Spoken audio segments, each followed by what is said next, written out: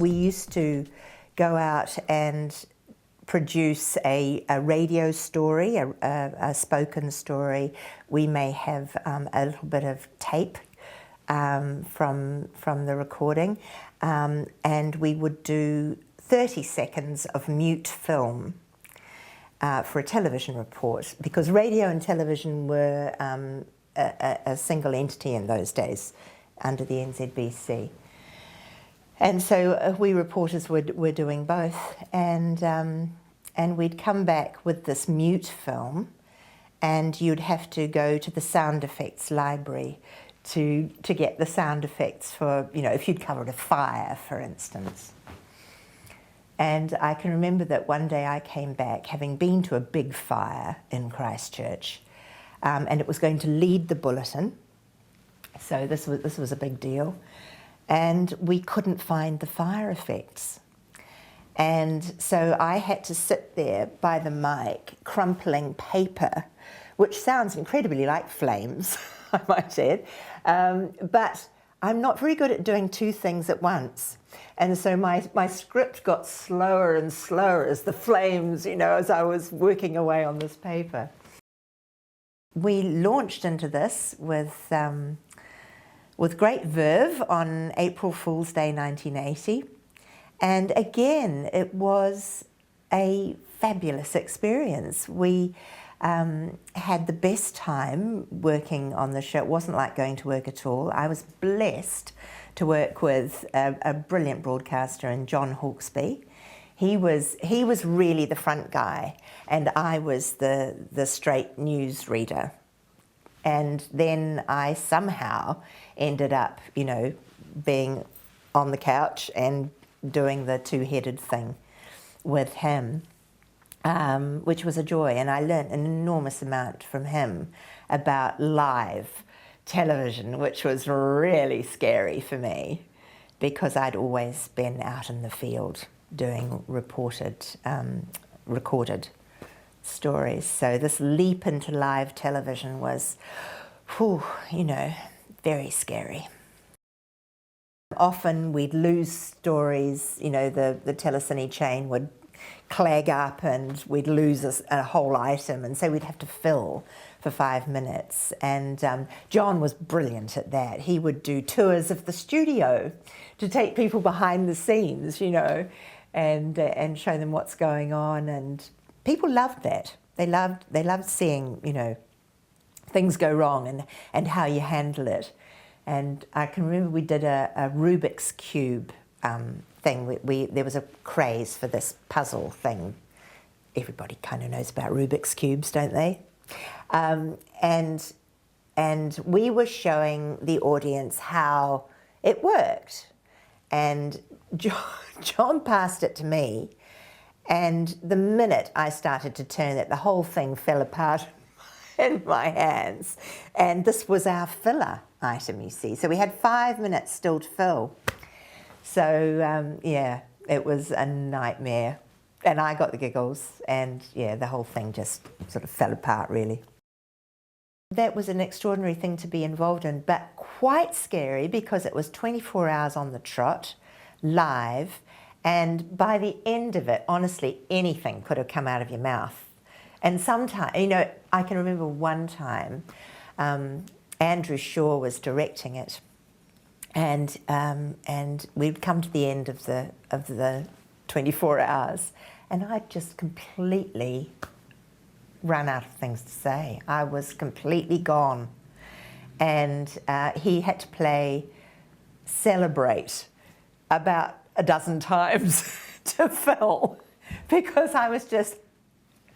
So that was one of the more horrific moments I can remember in my career. He was very kind about it, but boy, it was hard. I started with Neil Billington, and we were not welcome at all. And in fact, there were people who would take out ads in the paper that people could cut out and send to their local politician to get rid of us. It was that bad. And they just saw it as a kind of coup against Philip, who'd been in their living rooms for years and years and years. So it was pretty dire in those first few months, really. And then Neil decided that he'd had enough. He didn't want to carry on, and they asked Richard Long to join me.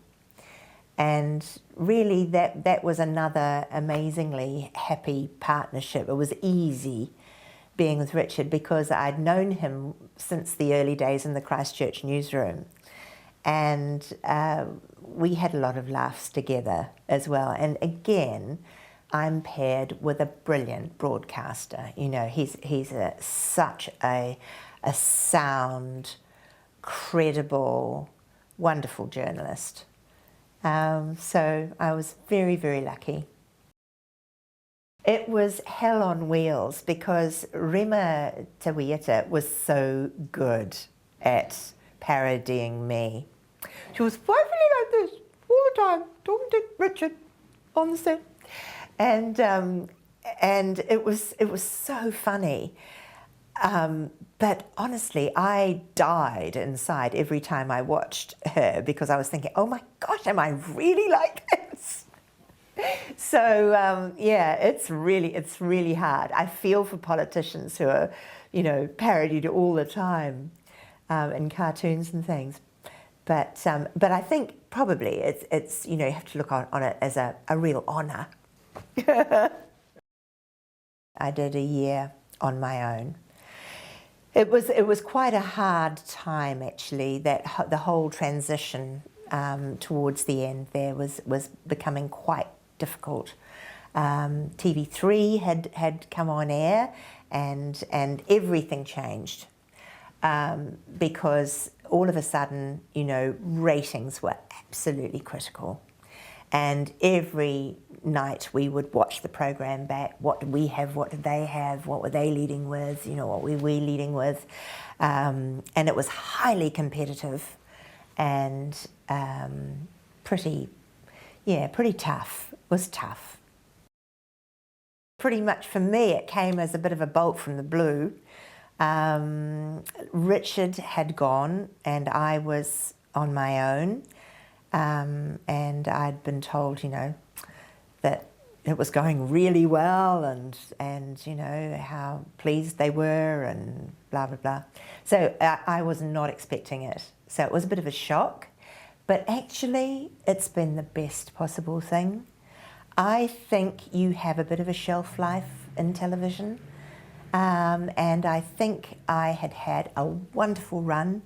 And I'd been there through those wonderful golden years when it was great fun and not as competitive and a little bit more relaxed. And so I feel really lucky that I had that time. But I do think there comes a time when you need to step away. And I was thinking about it, and I could never quite bring myself to do it. And so it was done for me. I got the boot up the backside and off I went. The Anzac project particularly, I think, is a national treasure. I think that were it not for those reporters who've travelled the country seeking out those old soldiers and their stories, so many of those stories wouldn't have been told. And that's a gift, a taonga for the nation, really. And I think it's created much more of an awareness among young people of our history and how much we owe those men. This is another wonderful thing that's happened to me since leaving the news, because all those years on the news I was kind of in the studio and they wouldn't let me out. So to be let out is so much fun again. That's my first love, really, being out on the road, getting the stories, and to be able to do travel is just the best thing, because that's all good news stuff, isn't it? And to be able to travel and meet people and do crazy things like, you know, canyoning and surfing drinking good wine and all those things and be paid for it. Goodness me, you know, how lucky am I? I was so lucky to be there in those golden years when it wasn't as competitive and driven by ratings, so that you could experiment and you could relax a little bit and be yourself and, you know, have a bit of fun. I feel incredibly lucky to have worked with the people I've worked with. You know, some of the best performers in the business, really, who've taught me so much about performance, about journalism, yeah, and about life, really, I guess.